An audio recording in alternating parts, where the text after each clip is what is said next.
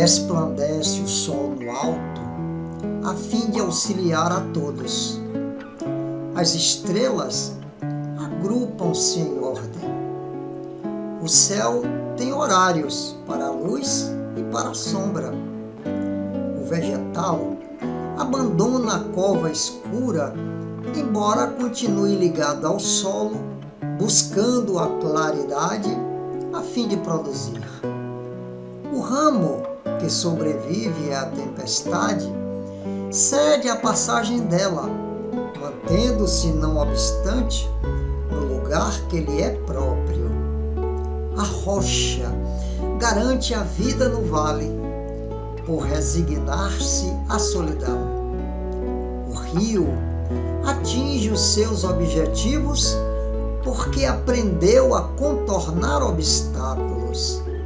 A ponte serve ao público sem exceções, por afirmar-se contra o extremismo.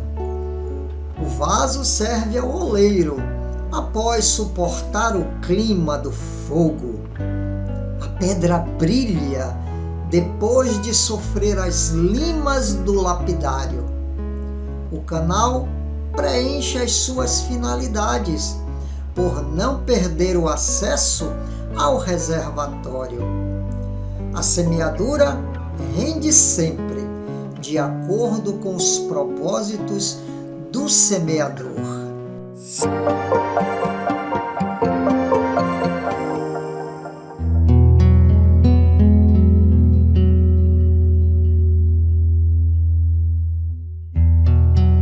O Senhor carregava a cruz dificilmente. A sentença cruel, afinal, se cumpria.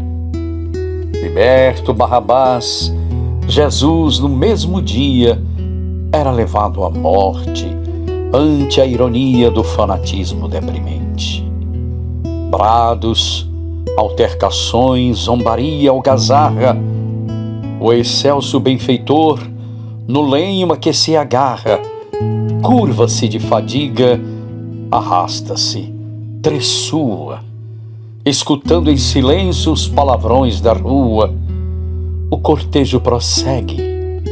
O Cristo, passo em passo, por um momento só, exânime fraqueja. Ajoelha-se e cai, vencido de cansaço. O povo exige a marcha, excede-se, pragueja. Nisso, um campônio vem da gleba com que lida. É Simão de Cirene, homem simples e forte. Um meirinho lhe pede apoio na subida. Deve prestar auxílio ao condenado à morte. Como, Senhor? Não posso, exclama o interpelado. Tenho pressa. No entanto, o funcionário insano grita-lhe em rosto: cão, obedece ao chamado! E mostra-lhe o rebenque a gesto desumano. Calado, o lavrador atende e silencia. Toma parte da cruz sobre o ombro robusto. Fita o mestre cansado e o suor que o cobria. A turba escala o monte e alcança o topo a custo.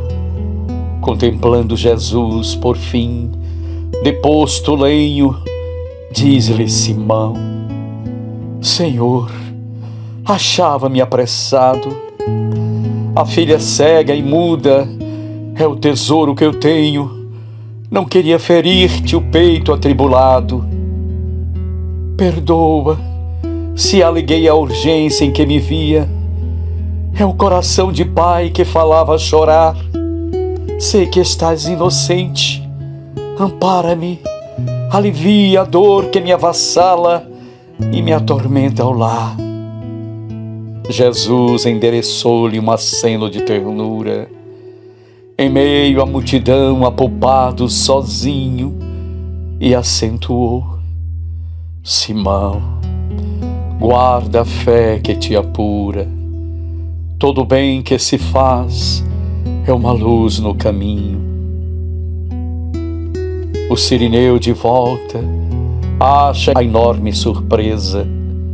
Fala-lhe a filha: ó pai, uma luz veio a mim, agora vejo e falo, acabou-se a tristeza, tenho a impressão que a terra é um formoso jardim.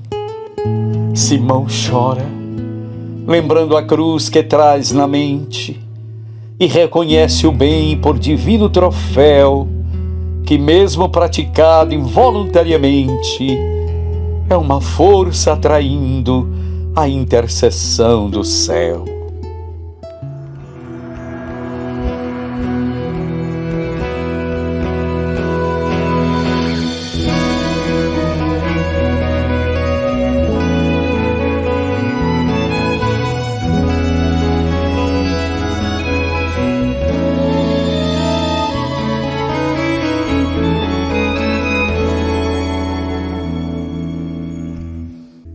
Seja na terra como é no céu, feita a vossa vontade, sem acusador nem réu, só justiça em claridade. Se és por nós, quem será contra nós? Se és por nós, quem será contra nós? Toda criatura Deus chama pelo nome, pra despertar o ser e ser um anjo homem. Não existem potestades, não existe mal algum que nos possa apartar do amor de Deus. Não existem potestades, não existe mal algum que nos possa apartar do amor de Deus. És Pai e nosso de todos nós, bendito sejas que ouviu nossa voz. Hosana, aleluia. Assim seja. Amém. Assim seja. Amém. Toda criatura Deus chama pelo nome, pra despertar o ser e ser um anjo homem. Não existem potestades, não existe mal algum que nos possa apartar do amor de Deus. Não existem potestades, não existe mal algum que nos possa apartar do amor de Deus. És Pai e nosso de todos nós, bendito sejas que ouviu nossa voz. Hosana, aleluia. Assim seja.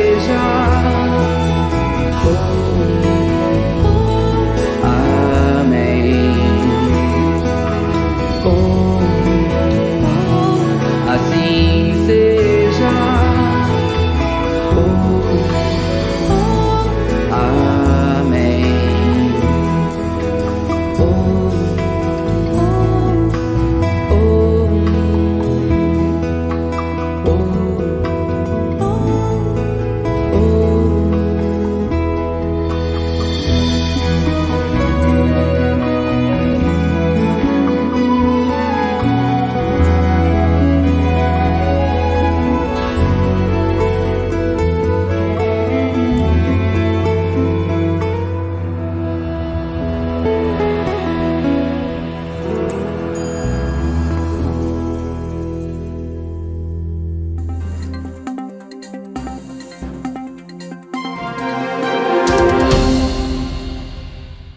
Salve, salve, companheiros de ideal, internautas que acompanham o nosso programa Em Busca do Sagrado.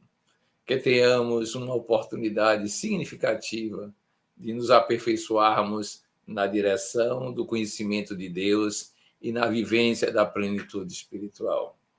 Em nosso Lendo e Comentando de hoje, vamos analisar um capítulo especial da obra O Grande Enigma. Chama-se Solidariedade, Comunhão Universal.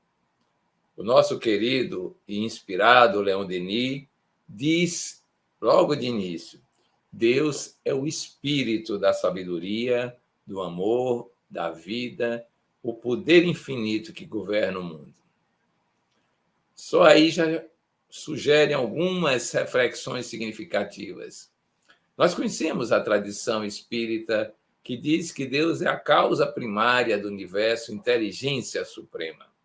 Claro que esta definição faz parte de um projeto do século XIX que os espíritos possuíam para entronizar a ideia de espírito no mundo materialista. Mas ele é só espírito, inteligência, que era o que dominava a época enquanto capacidade de conhecimento, de saber. Não, ele não é só inteligência suprema. Aqui aparece-nos, então, a sabedoria, que é muito mais que a inteligência, e mais ainda, o amor, o espírito é amoroso, a plenitude do amor, o que nos remete a João Evangelista, que dizia que Deus era amor. Mas mais ainda, ele é a alma da vida, e por isso mesmo é o sustentáculo de todo o universo imanente e transcendente, o criado e aquele em que não há a noção de criação. Portanto, estamos diante de uma percepção bem mais avançada, que é a do espírito, aquela ideia que Cristo disse à mulher samaritana: chegará o tempo em que Deus será adorado em espírito e verdade.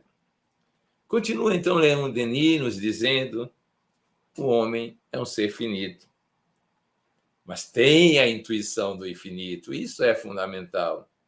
O princípio espiritual que nós somos incita-nos a perscrutar os problemas que excedem os limites atuais do entendimento racional. O espírito ainda está prisioneiro na carne, mas separa-se dela de vez em quando, eleva-se a domínios superiores e, por isso mesmo, com o pensamento, vêm as lições inspiradas pela comunhão com outros seres espirituais. As pesquisas, as tentativas e erros que existem ao longo da história da civilização sobre a concepção de Deus, elas remetem-nos a uma ação mais profunda em que a inspiração espiritual mais elevada nos traz, então, lições que selecionam aquilo que é necessário, importante, separando, portanto, daquilo que é secundário e relevante. E continua ele: cada alma é uma irradiação da grande alma universal, uma centelha gerada do eterno foco. Isso é essencial percebermos. Entretanto, continua, nós, porém, nos ignoramos a nós mesmos. E essa ignorância é a causa de nossa fraqueza e de nossos males. Ora, isso faz nos lembrar uma frase de alguém, ou um conceito de alguém que é chamado de neurose da separatividade. Nós nos vemos separados de Deus, nós não temos comunhão com Ele, não experienciamos a grande lição da vida, que é percebermos-nos filhos do eterno, do absoluto, do pleno. E aí estamos vivendo demasiadamente presos à matéria, ao corpo, a esta noção de humanidade que é primária e que será transcendida. Mas mesmo assim, diz ele, estamos unidos a Deus. Afinal de contas, há uma relação estreita que liga a causa ao efeito. E nós somos, enquanto criação, necessários, de uma certa forma, para o próprio Deus. Senão, não teríamos razão de ser para existirmos, para sermos criados por Ele. E é essa necessidade que faz essa interação entre nós e ele se tornar profunda, rica, cada vez mais abrangente em nossa vivência cotidiana. Ele continua sendo o Espírito universal que manifesta-se na natureza através do próprio homem sobre a Terra, que afinal evolui, e nós somos esse eixo e a flecha da evolução na máxima expressão que a natureza já alcançou. Isso nos remete, de um lado, a uma sensação de que somos importantes, porque somos o eixo e a flecha da evolução. Por outro lado, somos responsáveis por esse próprio processo dinâmico, evolutivo, que nos chega das mais variadas formas. Mas há algo que nos chama a atenção nesse capítulo. Vindo de Deus, todas as almas são irmãs. Todos os filhos da raça humana são unidos por laços estreitos de fraternidade e solidariedade. E porque o progresso de cada um é sentido por todos, o rebaixamento de um afeta o conjunto. Está aí a solidariedade universal pela gênese, pela origem que nos faz todos criaturas divinas na marcha evolutiva e que não chegaremos à plenitude se não vivenciarmos esta solidariedade que é a expressão do amor divino. Quando alcançarmos esse estágio, então não haverá mais separatividade entre os homens, haverá a humanidade. Depois incluiremos mais e mais seres interexistenciais plenos e descobriremos que somos todos a grande criação que se faz unidade cósmica. Reflita, pense, sinta, intua nesse projeto do Sagrado de hoje.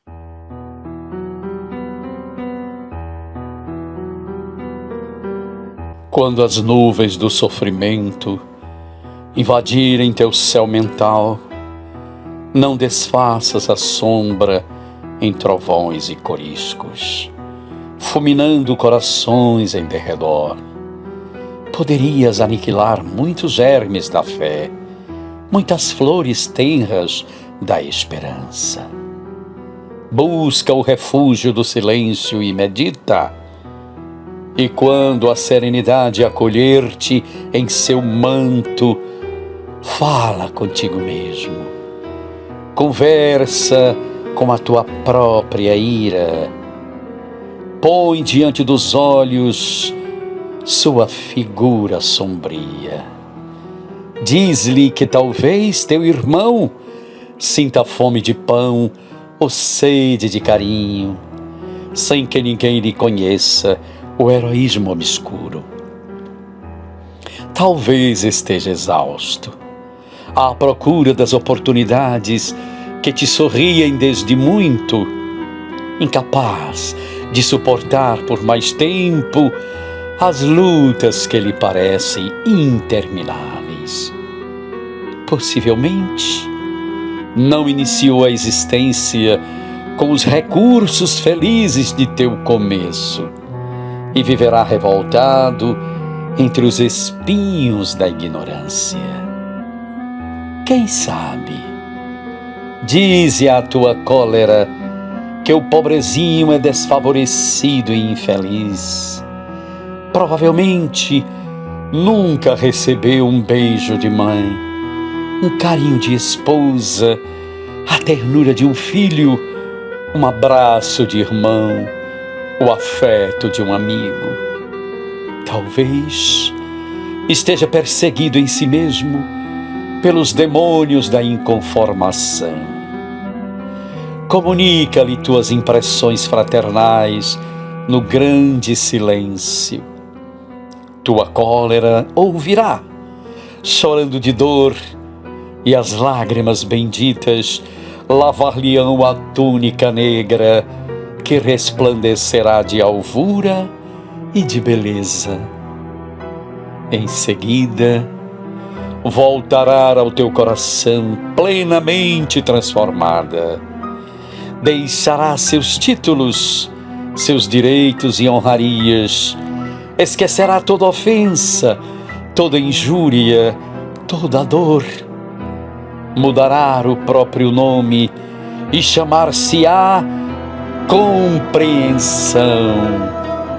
compreensão gloriosa e sublime, filha de Deus, irmã da humanidade e serva da natureza, para a vida imortal.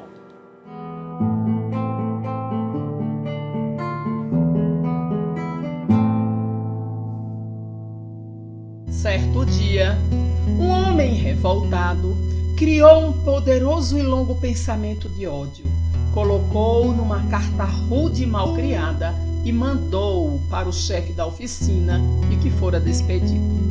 O pensamento foi vazado em forma de ameaças cruéis. E quando o diretor do serviço leu as frases ingratas que o expressavam, acolheu-o desprevenidamente no próprio coração e tornou-se furioso sem saber porquê.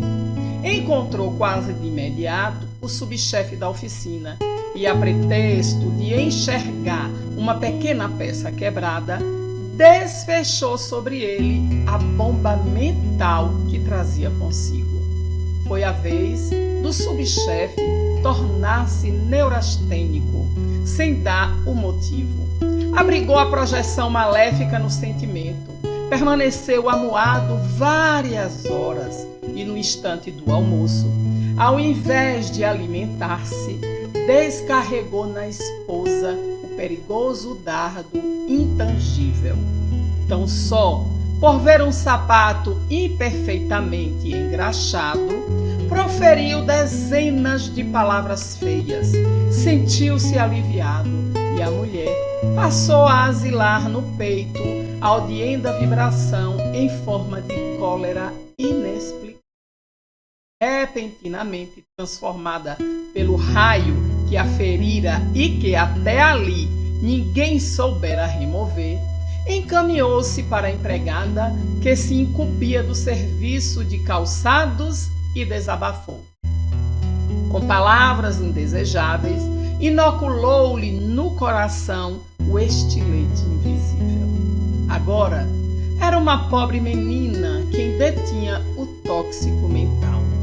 Não podendo despejá-lo nos pratos e xícaras do alcance de suas mãos, em vista do enorme débito em dinheiro que seria compelida a e aceitar, acercou-se de um velho cão que estava dormindo pacientemente e transferiu-lhe o veneno imponderável num pontapé de largas proporções. O animal ganhou e disparou, tocado pela energia mortífera, e para livrar-se desta, mordeu a primeira pessoa que encontrou na via pública. Era a senhora de um proprietário vizinho que, ferida na coxa, se enfureceu instantaneamente, possuída pela força maléfica. Em gritaria desesperada, foi conduzida a certa farmácia. Entretanto, deu-se pressa em transferir ao enfermeiro que a socorria a vibração amaldiçoada. Crivou-o de xingamentos e esbofeteou-lhe o rosto. O rapaz, muito prestativo, de calmo que ele era, converteu-se em fera verdadeira. Revidou os golpes recebidos com observações ásperas e saiu. De maneira alucinada, ele vai para sua residência, onde a velha e devotada mãezinha o esperava para a refeição da tarde. Chegou e descarregou sobre ela toda a ira de que era portador. "Estou farto", bradou ele. "A senhora é culpada dos aborrecimentos que me perseguem", disse aquele rapaz. "Não suporto mais essa vida infeliz. Fuja da minha frente." Pronunciou nomes terríveis, blasfemou, gritou colérico, qual louco. A velhinha, de maneira tranquila, longe de agastar-se, tomou-lhe as mãos e disse-lhe com maturidade e brandura: "Venha cá, meu filho. você está cansado e doente. Sei a extensão de seus sacrifícios por mim e reconheço que tem razão para lamentar-se. No entanto, tenhamos bom ânimo, lembremo-nos de Jesus. Tudo passa na terra. Não nos esqueçamos do amor que o Mestre nos legou. Abraçou-o comovida e afagou-lhe os cabelos. O filho demorou-se a contemplar-lhe os olhos serenos e reconheceu que havia no carinho materno tanto perdão e tanto entendimento que começou a chorar, pedindo-lhe naquele momento desculpas. Houve então, entre os dois, uma explosão de íntimas alegrias. Jantaram felizes e oraram em sinal de reconhecimento a Deus. A projeção destrutiva do ódio morrera. Afinal, ali dentro do lar humilde, diante da força infalível e sublime do amor que reinava.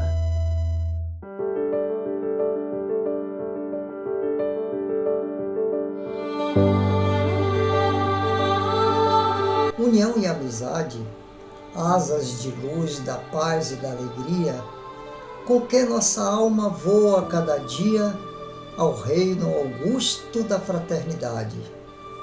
Da união nasce a fonte soberana do poder que redime pelo amor grandioso, amplo e sublime, de que todo o universo se engalana.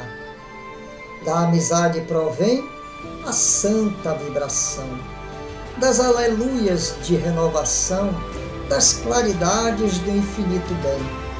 Sem que a luta nos una passo a passo e sem que nos amemos, dormirão nossos sonhos nos extremos da aflição, da amargura e do cansaço. União e amizade, fadas celestes da felicidade. Quem ouvi-las submisso, agindo para honrá-las e entendê-las, guarda os braços nas bênçãos do serviço e o coração na glória das estrelas.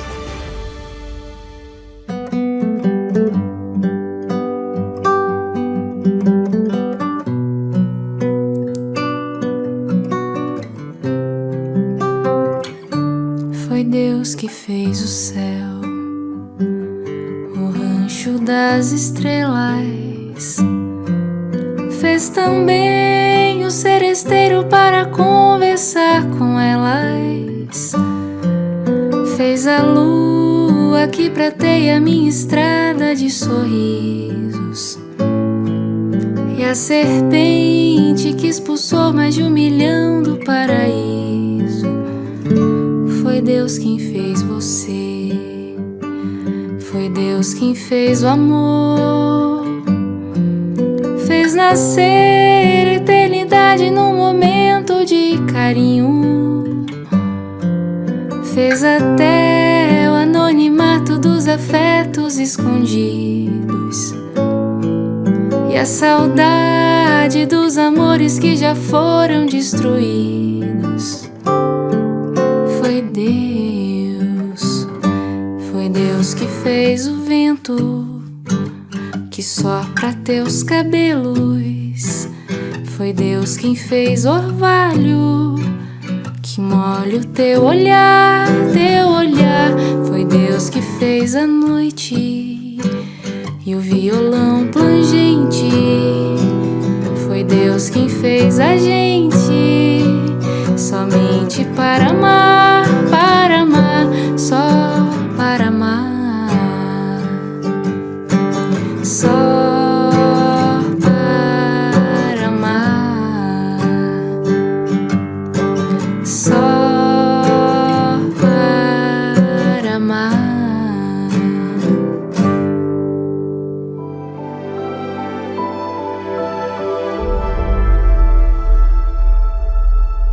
Em relação à comunhão com Deus, Jesus ensinava que quando estivéssemos em oração, deveríamos estar buscando dentro da alma, no silêncio interior, aquilo que eventualmente poderíamos estar buscando no céu. Deus não estaria em templos, não estaria em lugares especiais.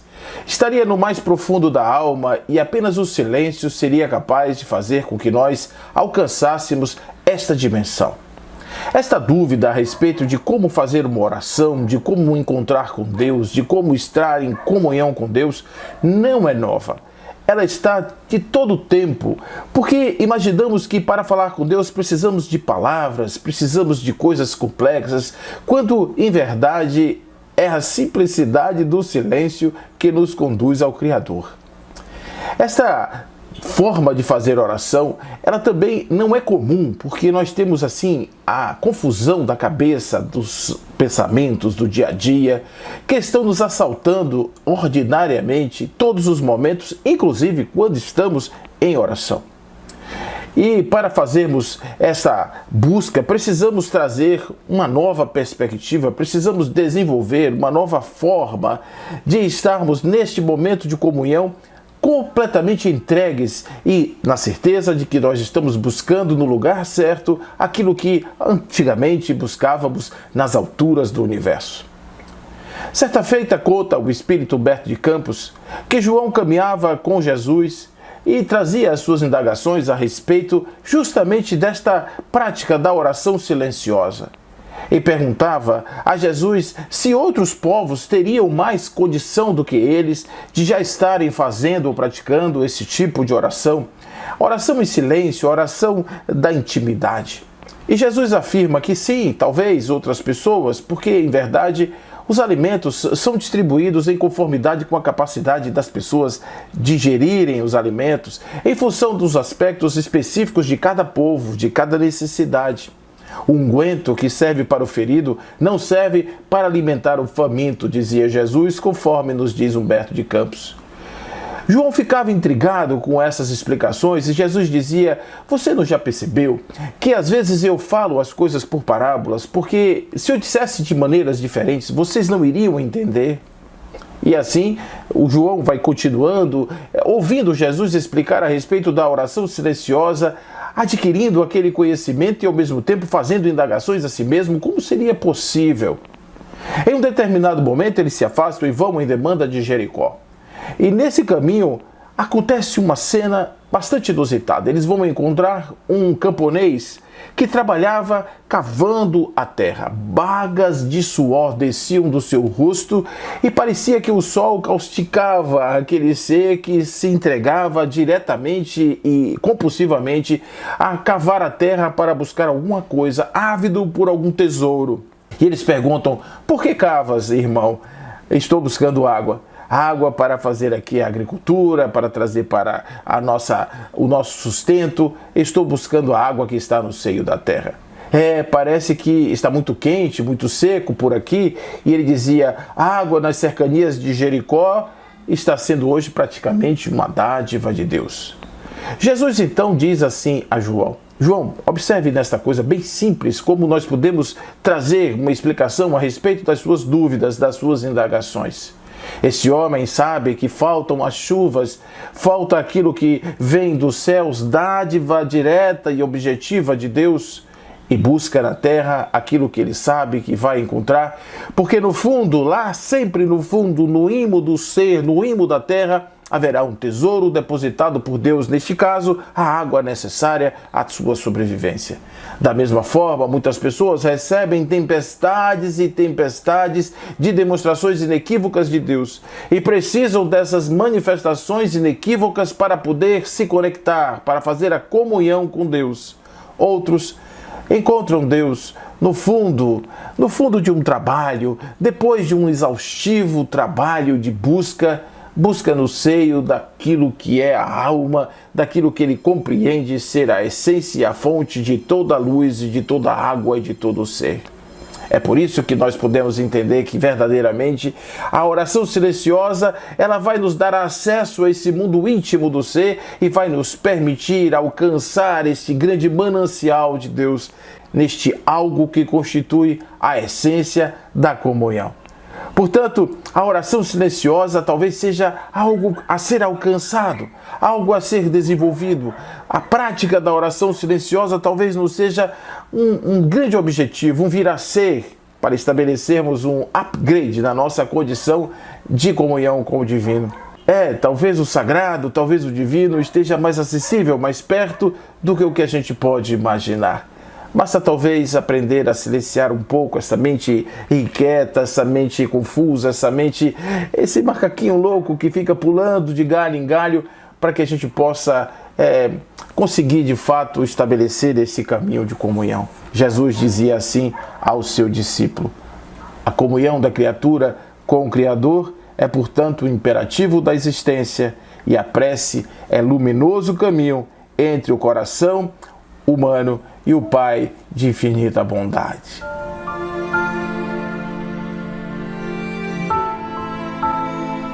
E neste momento eterno, ruiu a ponte dual entre o sujeito e os objetos. Ambos se fundiram na torrente unitária do ser uno e único. Caíram as barreiras erguidas pelo ego, ultrapassadas fronteiras milenares. Passado e futuro se fundem silenciosamente, anonimamente, no eterno presente de um viver extratemporário, ultraespacial. Tempo e espaço deixaram de existir. Tudo é eterno e infinito. E eu vivo nesse aqui e agora universal. Deixaram de ser coisas separadas, o meu ser e o meu agir. Uniram-se na grande síntese cósmica da realidade una e única, universal e universica. E deste consórcio nasceu a prole da fascinante consciência do Eu Sou. A minha vida adquiriu consciência da sua profundeza, da sua excelsa altitude, da sua imensa amplitude. E na plenitude dessa vida e sua inefável beatitude, eu sou o conhecedor, o conhecimento e o conhecido. Eu e o infinito somos um. Eu estou no infinito. O infinito está em mim. Rompeu-se o isolamento do meu eu individual, separatista. Fui inundado pelo oceano imenso do eu universal. E esse eu universico, o uno e o verso, sou eu mesmo, na forma humana do eu individual. E essa suprema beatitude mística me enche de exuberante amor para com todas as criaturas do cosmos, meus irmãos, minhas irmãs, iguais a mim, superiores a mim, iguais a mim, inferiores a mim. Essa grande família de irmãos, filhos do Pai Universal. A fraternidade de todos os finitos, nascida da paternidade do único infinito. Iniciou-se em mim o reino dos céus sobre a face da terra. Aleluia! Hosana! Amém. A caridade tem a capacidade de transformar as pessoas. O exemplo vivo é como uma mão invisível que acessa a alma, manipulando os elementos que ali se encontram para produzir transformações significativas na vida da gente. Exemplos de todos os lugares, em todos os cantos que pudermos observar, com o olhar atento e presciente daquele que busca na vida o sentido das coisas, certamente haverão esses exemplos de nos mostrar que é possível fazer mudanças no rumo das nossas vidas a partir dos exemplos que nós vamos encontrar por aí. Essa história aconteceu no ano de 1928 e envolve um cego que andava pelas ruas chamado Cecílio. Esse homem andava em cima de um viaduto da rede ferroviária federal quando ele teve uma queda, caiu e se machucou bastante. Ficou bastante ferido e era ali na saída de Pedro Leopoldo para Matozinhos, aquela estradinha. Chico ficou sabendo dos infortúnios deste homem, já eram muitos, ele era um homem andarilho das ruas, sofria bastante e Chico já ali, embora muito novo, ele tinha o coração disponível para todos. Chico vai em busca desse homem, aluga um pequeno alpendre e o coloca lá e começa a dispensar os serviços de cuidados especiais. Mas Chico tinha seus afazeres, ele era trabalhador de um estabelecimento e ele precisava prestar contas ao seu patrão. Afinal de contas, ele estava sustentando também a sua família, ajudando aos seus. E ele precisava dedicar tempo a essa atividade e não podia cuidar em tempo integral do velho Cecílio, que estava ali agora precisando de muita ajuda. E ele lembrou-se que havia um pequeno periódico na cidade e ele resolveu anunciar ali que precisava dos serviços de enfermaria. Ninguém se habilitou. Ninguém se habilitou, ele não conseguiu impressionar ninguém com essa necessidade. Só que, em um determinado momento, apareceram duas senhoras. Eram duas meretrizes. Elas resolveram dedicar o dia que não havia atividade, durante o qual elas dormiam, descansavam para a noite bastante intensa, e elas resolveram dar esse tempo para Francisco e para Cecílio. E assim foi, elas chegavam de manhã e Francisco saía para o trabalho não sem antes fazer uma oração. Falar um pouco sobre o bem, falar sobre Jesus, falar sobre a necessidade de estarmos juntos e como aquela alma que estava ali era importante para todos, para aquela cidade, para o mundo. As moças ficavam impressionadas com a facilidade com que Chico explicava essas coisas e a entrega daquele homem a um desconhecido. Talvez isso fosse realmente assim algo novo na vida delas. Talvez, de fato, aquela lição caísse fundo nos corações ávidos de um carinho sincero e de um significado real para as suas vidas.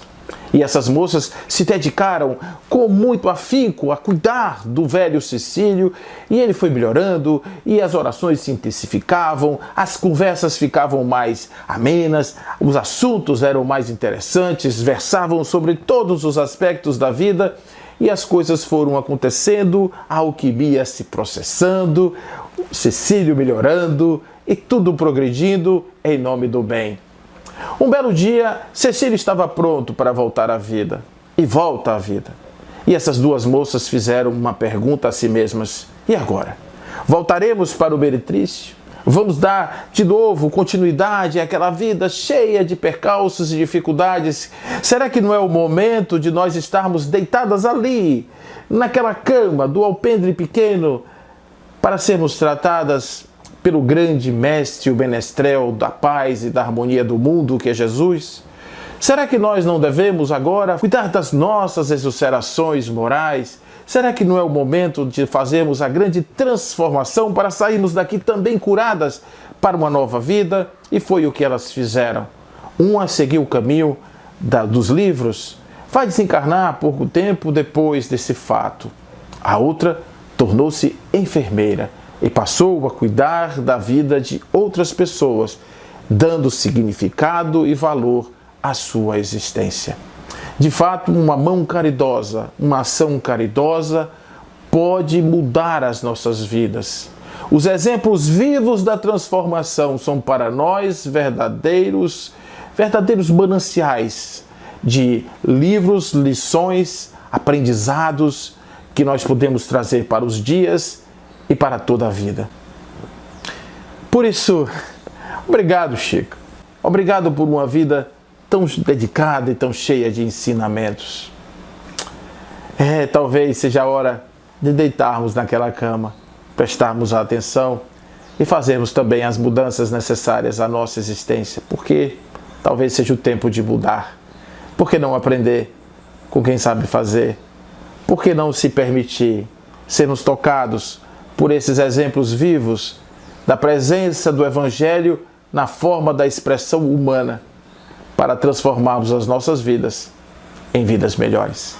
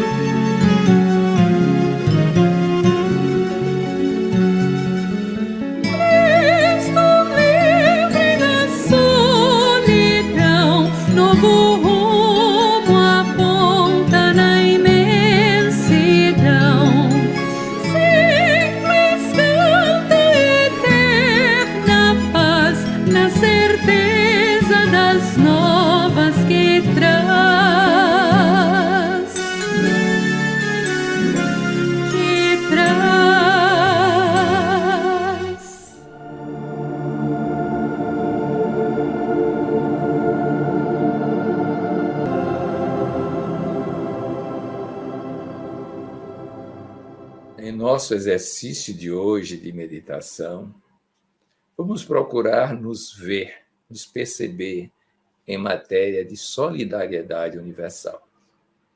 Recordemos, de início, que somos filhos do mesmo Pai, a mesma causa, e, portanto, temos a natureza intrínseca idêntica, de certa forma, em todos os seres. Isso é fundamental para compreendermos por que precisamos estar cada vez mais caminhando da fragmentação individual para a integração coletiva até chegarmos à unidade cósmica, a ponto de dizermos que estamos vivendo uma experiência de comunhão com o divino em plenitude. Então, comecemos agora nos preparando de alguma forma, com uma quietude que envolve o corpo que se relaxa, envolve as emoções que se acalmam, envolve a mente que se aquieta, envolve, de certa forma, uma sensação crescente de bem-estar só em observarmos os nossos veículos de manifestação e nos desidentificarmos deles. Temos um corpo, mas não somos esse corpo. Temos uma mente, mas não somos essa mente. Temos um mundo emocional, mas não somos eles. Tudo isto é transitório. Há, porém, a consciência que testemunha tudo isso e que é permanente. Consciência que é espírito. Essa consciência, então, nesse instante, começa a observar a si próprio, as suas fragmentações interiores e como pode unificá-las. As subpersonalidades que aparecem sob a forma de ações impensadas, os pensamentos que são construídos e que contrariam a própria crença e o seu sistema de valoração, tudo em nós o que é conflito interno. Agora vamos nos integrar, nos fazer conhecer o que é ser indivíduo, aquilo que não se divide, a pessoa na sua inteireza. Vamos agora tentar nos perceber como o ser que se manifesta em várias dimensões simultaneamente e, com isso, vive a inteireza de ser pessoa. Façamos esse momento de exercício com o cuidado necessário para que isso seja uma vivência.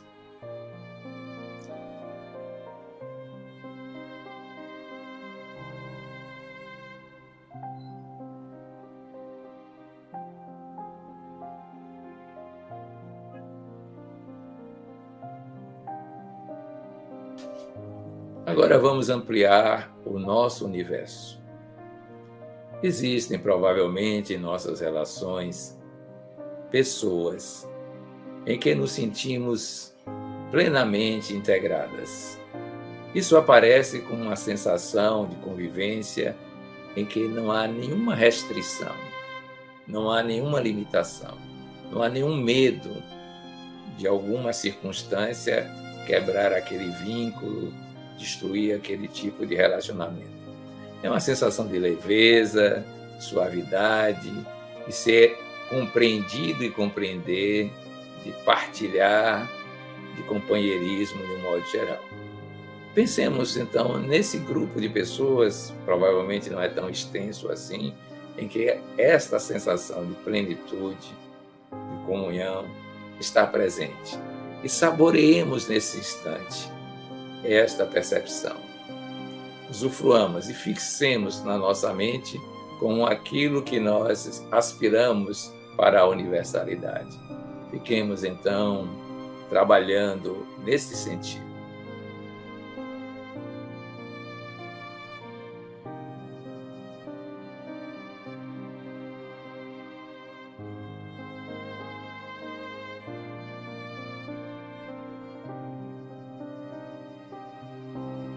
Agora que vivenciamos essa experiência recordatória, tentemos verificar o outro universo mais próximo ainda, deste que foi citado, e que são pessoas que nós convivemos, que temos, de certa forma, uma aproximação, temos um afeto, mas já está mesclado por temores, dificuldades pontuais aqui e acolá, por uma sensação de não certeza de que aquela relação é realmente produtiva para sempre.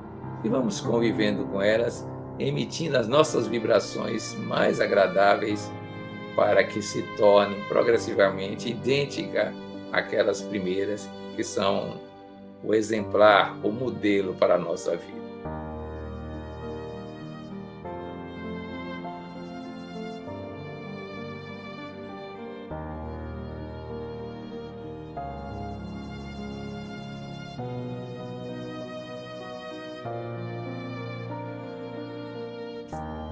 Ampliemos, então, o nosso universo de amorosidade, de solidariedade, envolvendo pessoas que normalmente despertam a nossa compaixão, despertam o nosso interesse pelo sofrimento que apresentam, pelas dificuldades que relatam e que, de certa forma, têm alguma proximidade. E verifiquemos se somos capazes de estar com elas, vivendo a experiência de doação sem expectativa de resultados, sem gratidão necessariamente como retorno. Vamos viver com este pessoal em que nós somos, de certa forma, doadores. Tentar cada vez mais expressar esta solidariedade que que vai fazendo com que o nosso universo de pessoas envolvidas seja ampliado.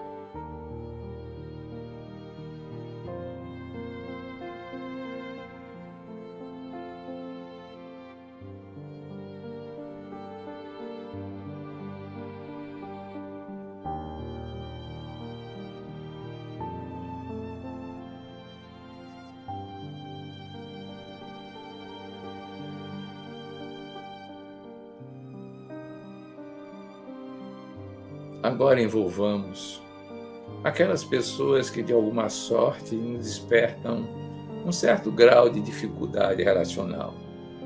Uma falta de empatia, quizá uma antipatia, ou temos um ressentimento que nos afastou da convivência, algum registro desagradável e que nesse momento vamos tentar superar. Tentar experienciar uma memória afetiva muito agradável de outro recanto, de outra relação, e traduzir isso em vibração. Vibração que toma conta de nós e depois se expande envolvendo essas pessoas.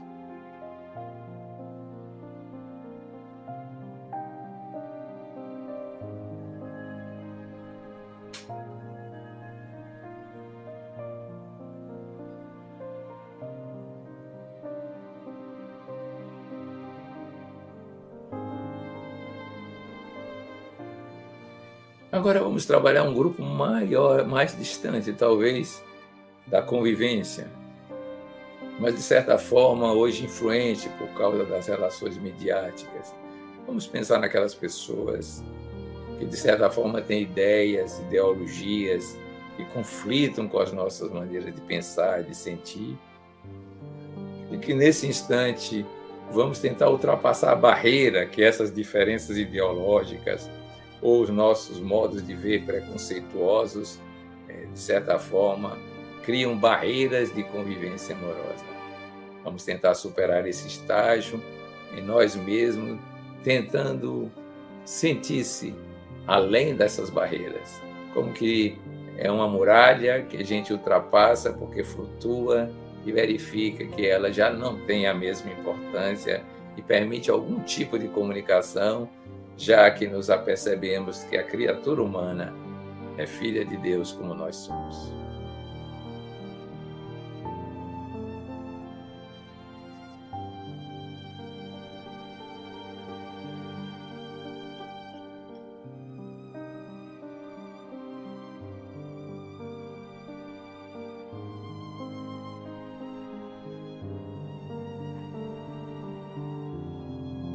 Agora incluímos na nossa expansão amorosa os que se rotulam como inimigos, reais inimigos, que desejam, que eles supõem que é o nosso mal, se eles existirem.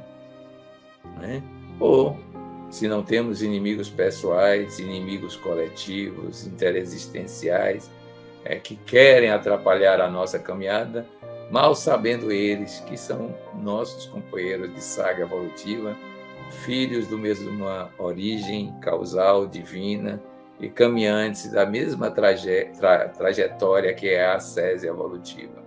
Vamos envolver essas criaturas todas nesse amplexo amoroso que está em expansão em nós próprios.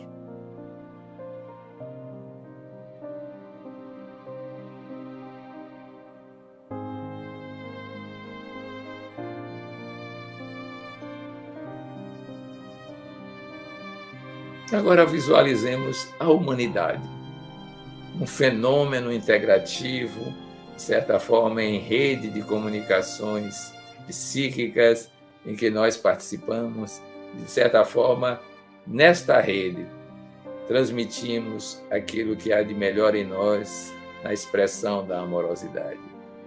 E vejamos o que acontece.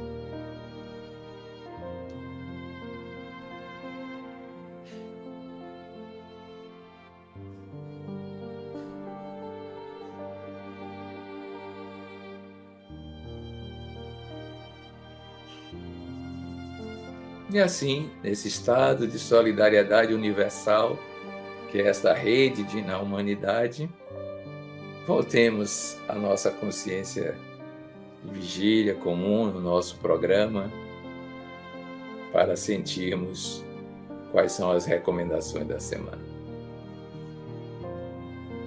Na próxima semana, que tal nos dirigirmos de tal forma ao mundo que a nossa amorosidade se expanda? Nesses momentos de convivência, nós percebemos cada criatura como filha de Deus e herdeira da eternidade. Creio que vamos nos deleitar nessa sensação amorosa que vamos usufruir nesse período, trabalhando dessa forma. Façamos isso e boa semana.